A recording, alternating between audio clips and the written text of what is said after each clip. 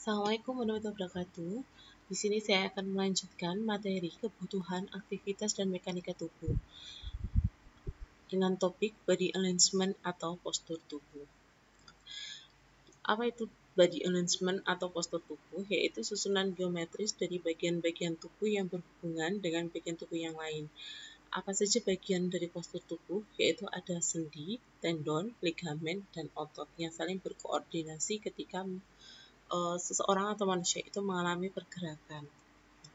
Fungsi dari body alignment yang baik atau ketika postur tubuh kita dalam kondisi yang baik dan tepat, apa yang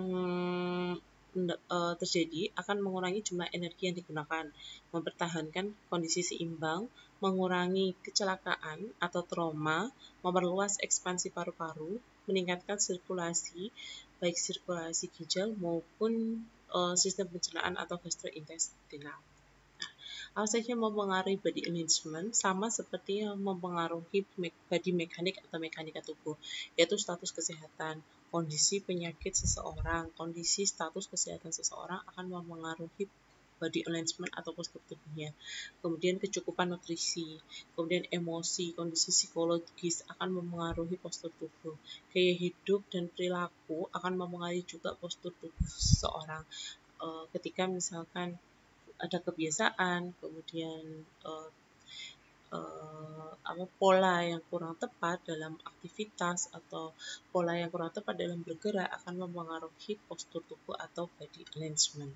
Nah, ada beberapa postur tubuh, yaitu posisi-posisi tubuh yang sangat penting untuk kita ketahui sebagai perawat sehingga bisa memberikan kenyamanan atau memberikan manfaat kepada pasien. Yang pertama adalah posisi volar semi-volar.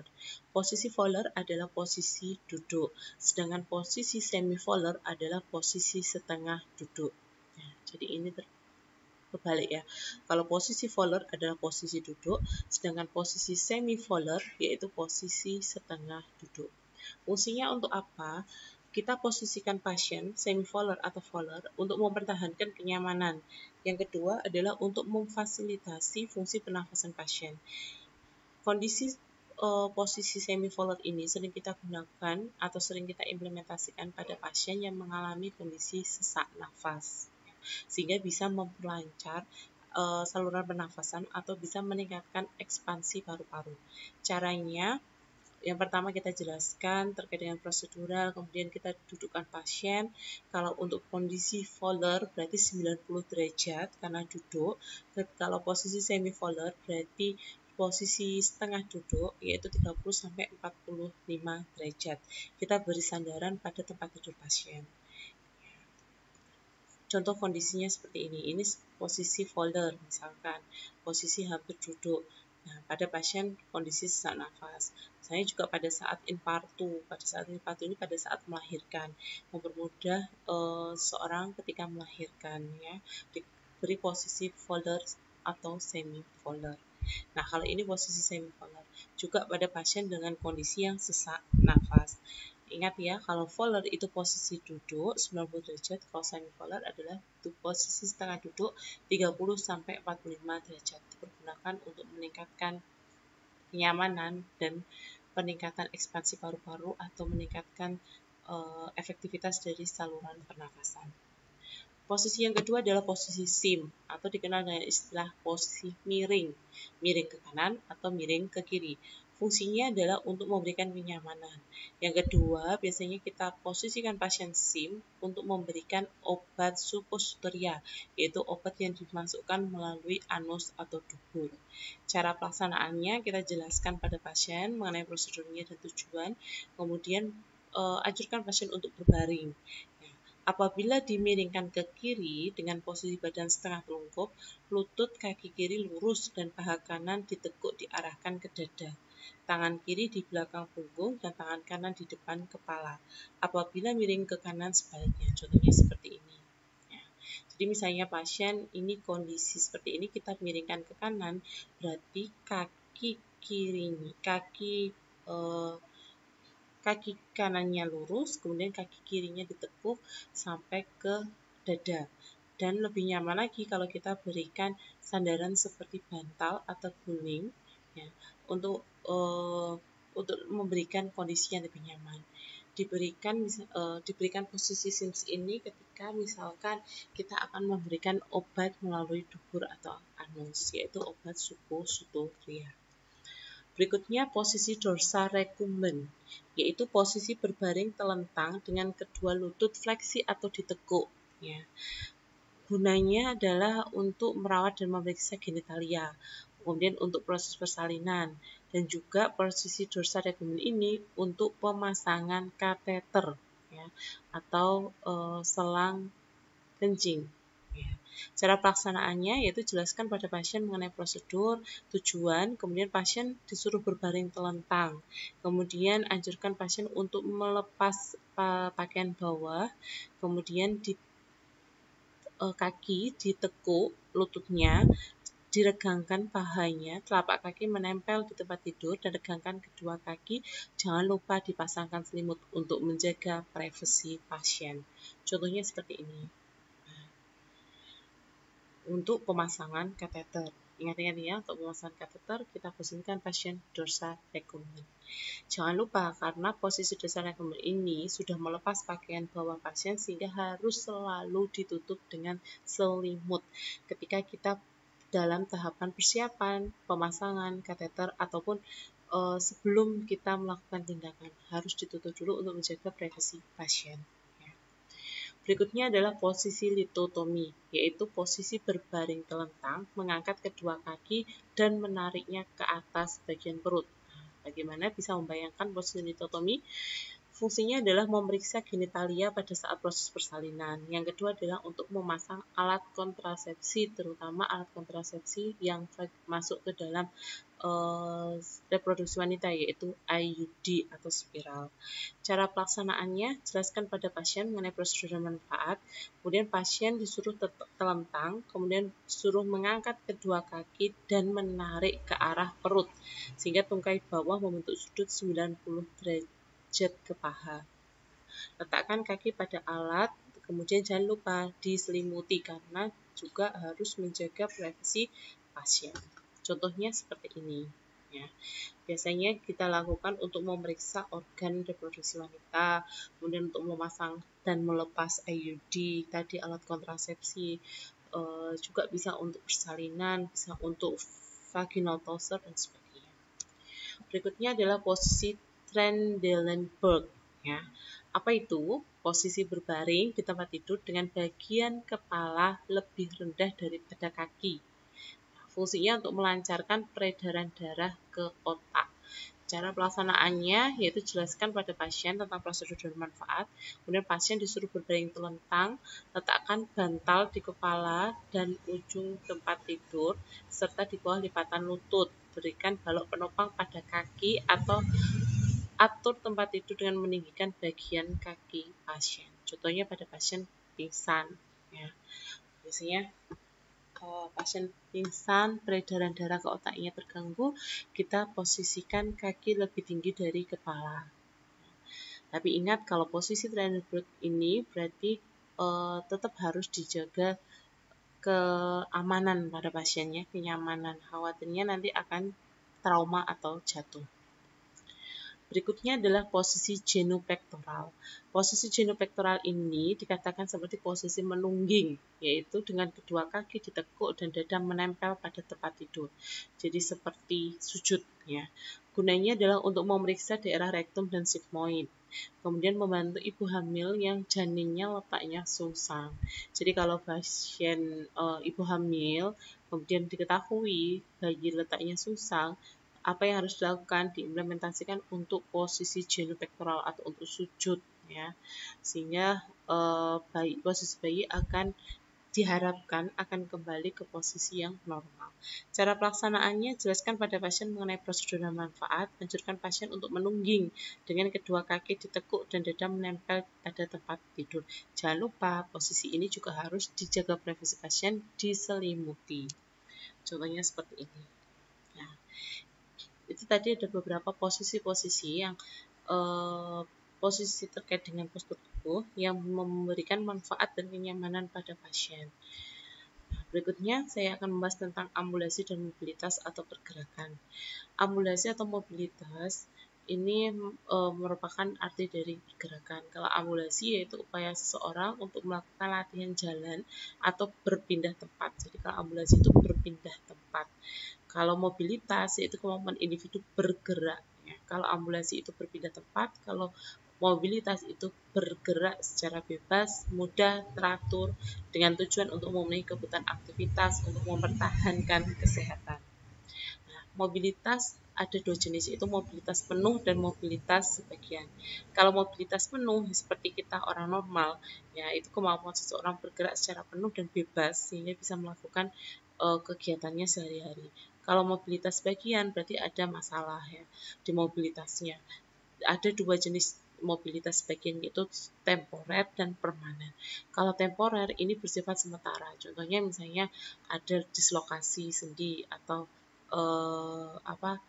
kecekluk istilahnya ya, kemudian nyeri sendi. Nah ini bersifat sementara. Ketika sudah direposisi atau sudah diberi penghilang rasa nyeri, akan bisa beraktivitas seperti sedia kala. Kalau permanen, kalau mobilitas bagian permanen, ini kemampuan bergerak dengan batasan bersifat tetap. Jadi masalah sistem sarafnya atau kerusakan sistem sarafnya ini irreversible, tidak bisa diperbaiki. Contoh hemiplegia atau lumpuh separuh pada pasien stroke, paraplegia pada pasien dengan cedera tulang belakang atau cedera servikal, mengalami kelumpuhan total di kedua ekstremitas atas dan bawah. Kemudian polimielitis atau nyeri atau infeksi yang terjadi pada tulang. Nah, ini bersifat irreversible, tidak bisa diperbaiki. Faktor-faktor yang mempengaruhi mobilitas seperti sama dengan yang mempengaruhi body mekanik maupun body alignment, yaitu gaya hidup, status kesehatan atau penyakit, proses penyakit, dan budaya. Ya. Tingkat energi seseorang, serta usia dan status perkembangan. Nah, di sini ada beberapa tindakan ambulasi dan mobilisasi sebagai contoh. Yang pertama adalah latihan ambulasi. Cara pasien ketika kita lakukan latihan ambulasi, latihan berpindah tempat.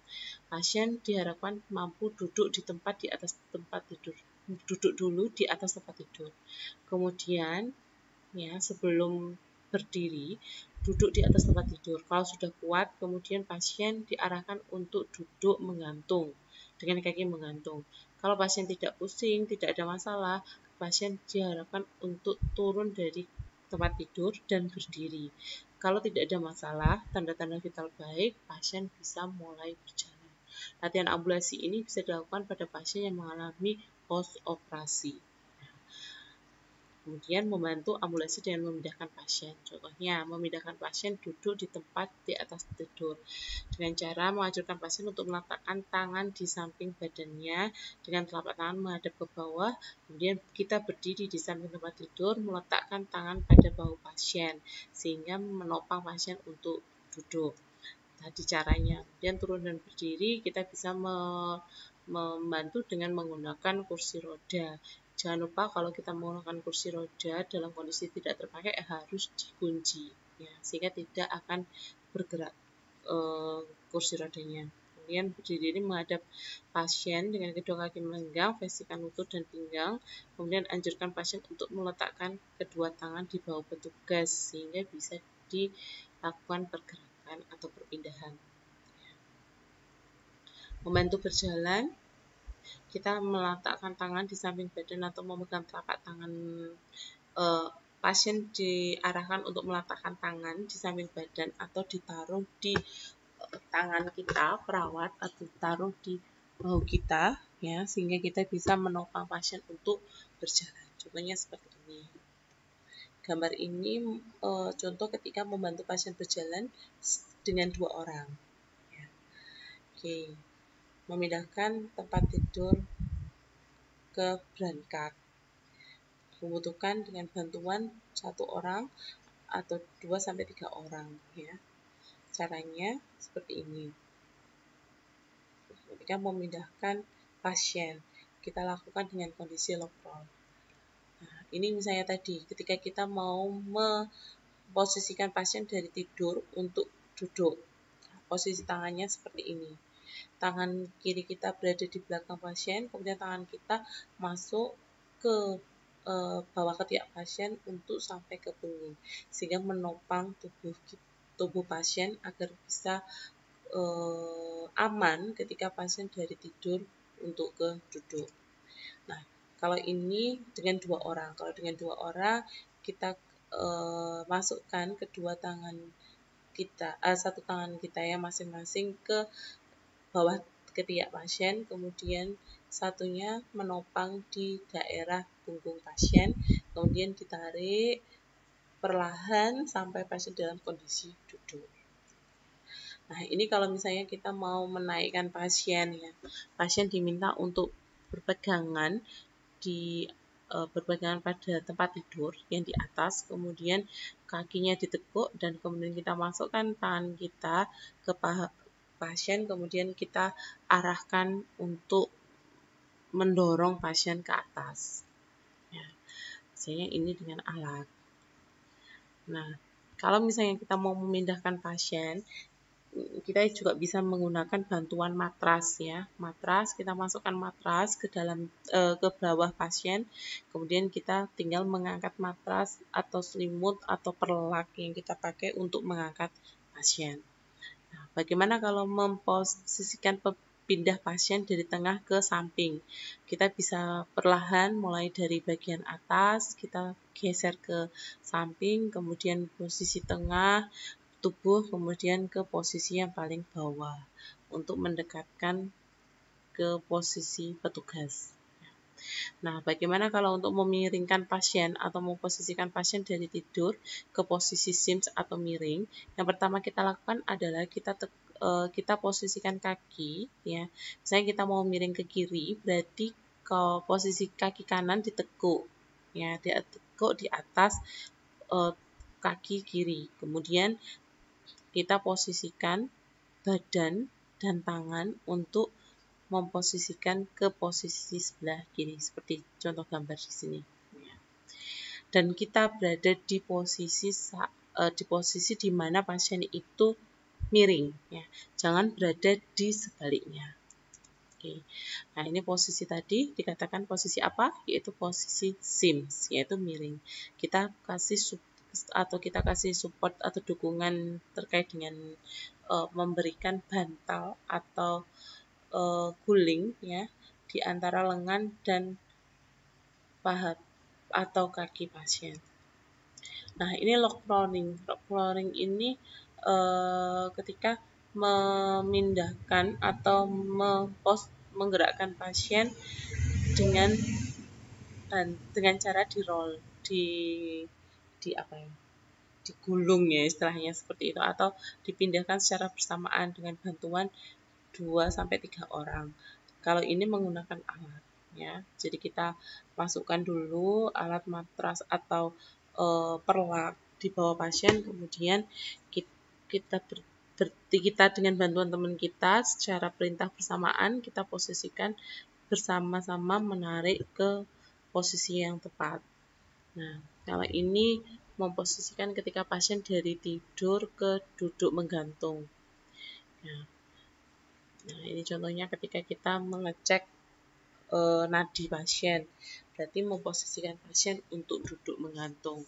Dan ini ketika kita mau mengangkat pasien atau memposisikan pasien untuk berdiri dengan tangan seperti ini. Tangan kita berada di bawah ketiak pasien dan tangan pasien berada di bahu kita, perawat atau petugas, sehingga kita bisa menopang pasien untuk mengangkat ya, atau memindahkan pasien. Nah, contoh lainnya seperti ini. Kita masukkan ke ketiak pasien, kemudian kaki kita ditekuk untuk menekan lutut pasien, kemudian 1, 2, 3 kita ajak untuk berdiri. Kalau ini menggunakan alat atau sabuk ya, atau whisk. Nah, ini. Kalau ini menggunakan mechanical lift, alat yang canggih ya untuk membuat pasien tetap melakukan pergerakan. Nah, ini sering dilakukan kalau di luar negeri ya. Nah, oke. Kemudian kursi roda. Kursi roda ini juga penting sekali bahwa dengan memberikan bantuan alat kursi roda ini diharapkan pasien tetap memperhatikan bagaimana cara menggunakan kursi roda, memposisikan sesuai dengan posisi yang tepat. Ya, nah ini tadi ini juga sama, mengangkat, memindahkan dari kasur ke atau berangkat ke kursi roda. Caranya seperti ini. Oke. Nah, bagaimana ketika kita membawa pasien dengan kursi roda dan posisi jalan ini turun, ya, berarti kita harus posisi seperti ini. Kita dulu, ya, jangan pasiennya dulu kemudian dialirkan ke bawah, nanti akan jatuh seperti itu, ya. Jadi lebih amannya adalah kita dulu. Jadi kita berjalan sambil melihat ke belakang secara perlahan. Nah, kalau masuk lift juga sama, kita dulu yang masuk, bukan pasiennya dulu. Khawatir nanti kalau misalnya pintu lift ini akan menutup, sehingga pasien lebih aman, ya. Oke, kalau misalnya kita bawa berangkat, terus posisi pasien juga posisi jalan juga turun, ya, kita juga sama, kita dulu yang harus posisi pertama, ya, dan kaki kita pegang kaki pasien. Kalau mau masuk lift, kita dulu yang masuk dan kepala dulu yang masuk ke lift. Ini adalah cara untuk mengamankan dan menyelamatkan pasien ketika pasien dilakukan ambulasi atau perpindahan tempat. Nah, oke, itu yang bisa saya sampaikan. Terima kasih, selamat belajar. Kita lanjut dalam bentuk diskusi. Sampai jumpa dalam pertemuan selanjutnya. Wassalamualaikum warahmatullahi wabarakatuh.